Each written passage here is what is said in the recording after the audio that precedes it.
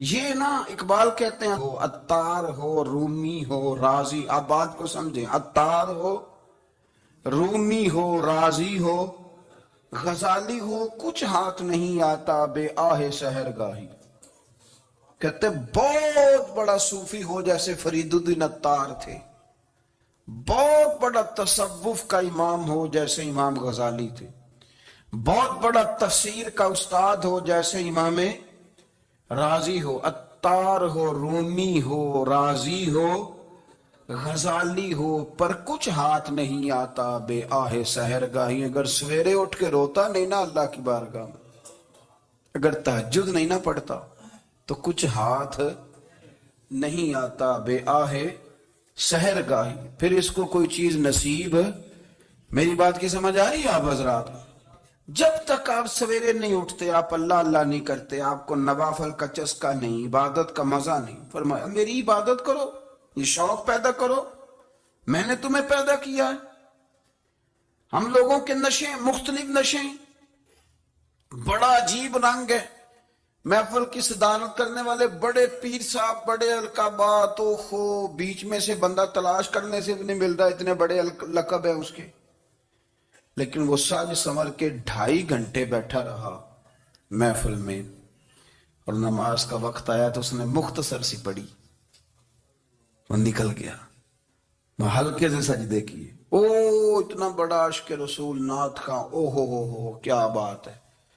اور عشق رسول کا بہت بڑا پیغامبر، بہت بڑا مبلغ، اور بیچارہ سمجھ ہی نہیں سکا کہ اللہ کے رسول نے فرمایا تو نماز پڑھ میری آنکھیں ٹھنڈی ہو جائیں گی. تو یہ نشے کے عادی تو ہیں پر حقیقت کے قائل نہیں ہیں. یہ بس ٹھیک ہے خوابوں کی دنیا میں لوگ زندہ ہیں، پر جن کو یہ جو نشہ تھا نا عبادت کا، یہ میرے رسول پاک کی چاہت ہے، یہ میرے نبی کریم علیہ السلام کی. آپ دیکھیں نا حضور مہینوں مہینوں جا کے غار حرا میں بیٹھتے تھے. کیا وہاں تبلیغ کرتے تھے؟ کوئی کتاب لکھتے تھے؟ رسول کریم علیہ السلام مہینہ مہینہ رہتے غار حرا میں. کوئی نہ مجھے دیکھے، کوئی نہ مجھے ملے. حضور یہاں کیا ہے؟ فرمایا میں اپنے رب کی عبادت کروں گا. نبی کریم علیہ السلام نے سجدوں کے ساتھ پتھروں اور پہاڑوں کو آباد کر دیا، سجدوں کے ساتھ. آپ کا سجدہ آپ کو بہت ساری چیزوں سے چھڑا لیتا ہے، یہ بہت ساری جگہوں سے جھکنے سے بچا لیتا ہے.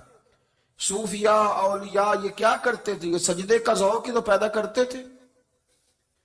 سجدے کا ذوق. شاہ عبدالعزیز دباغ رحمت اللہ تعالی علیہ اپنے مریدوں سے فرمایا کرتے تھے کہ اگر تم پکے نمازی بن جاؤ نا، تہجد گزار ہو جاؤ، تو میرے پاس آنا جانا چھوڑ دینا. عرض کی حضور کیوں؟ فرمایا میں تمہارے اور رب رسول کے رستے میں رکاوٹ نہیں بننا چاہتا، اور میرا مقصود ہے تمہیں وہاں تک پہنچانا. جب پہنچ گئے تو پھر میری ضرورت ختم ہو گئی. ہاں کبھی وسوس آئے، شک پیدا ہو، تکلیف ہو تو آنا، ورنہ میں نہیں چاہتا کہ میں رکاوٹ بنا رہوں. تم اللہ اللہ کرو، اس مالک کو راضی کرو. میرے رسول پاک علیہ وسلم نے فرمایا بندہ اللہ کے سب سے قریب اس وقت ہوتا ہے جب وہ سجدے کی حالت میں ہوتا ہے.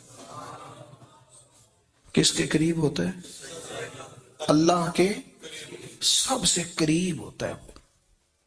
وہ بڑا نیڑے ہے رب کے، بڑا قریب ہے، اس لیے کہ وہ حالت سجدہ میں. وہ جب سجدے کرتا ہے نا اس کی بارگاہ میں جب جھک جاتا ہے. آپ ذرا سجدے کی کیفیت دیکھیں نا، زبان بھی یہاں ہے، آنکھ بھی یہاں ہے، کان بھی، عقل بھی ساری، اس نے سارا کچھ رکھ دیا سجدے میں. آپ وہ کبھی پیچھے جائیں تو دیہاتوں میں کہا جاتا تھا ناک سے نکیریں نکالو.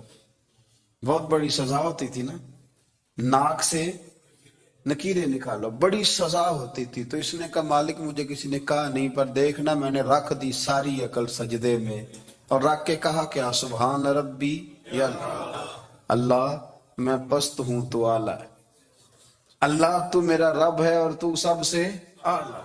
اتنا. اور فرمایا جب یہ اس کیفیت میں ہوتا ہے تو پھر یہ اپنے رب کے قریب ہوتا ہے. کثرت عبادت، نوافل،